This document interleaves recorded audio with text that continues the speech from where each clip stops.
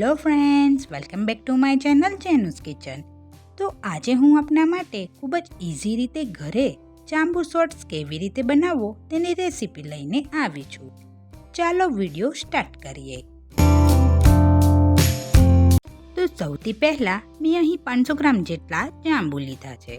તેને પાણી નાખીને બરાબર રીતે સાફ કરી લેવાના છે। પછી તેમાંથી થળિયાને ચપ્પુ વડે આ રીતે અલગ કરીને તેનો બધો ગલ લઈ લેવાનો છે। આ રીતે બધા જાંબુનો ગલ કાઢી લીધો છે। આગળની રેસીપી જોતા પહેલા ચેનલને સબસ્ક્રાઇબ કરી દો અને વિડીયોને લાઈક કરી દો।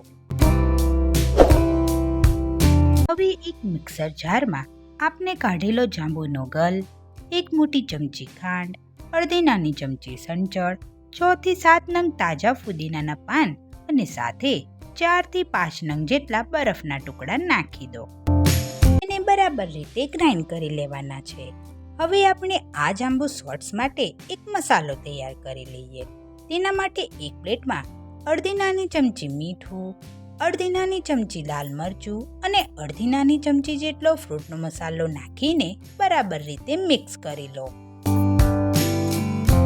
જે ગ્લાસમાં આ જાંબુનો શોર્ટ ભરવાનો છે તે ગ્લાસને અડધું કાપેલા લીંબુની મદદથી આ રીતે ગ્રીસ કરી લો।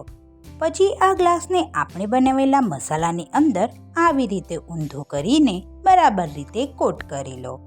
હવે તેમાં આપણે બનાવેલું જાંબુ શોર્ટ્સ ભરી લો। તો આપણો એકદમ બજાર જેવો જ જાંબુ શોર્ટ્સ રેડી છે।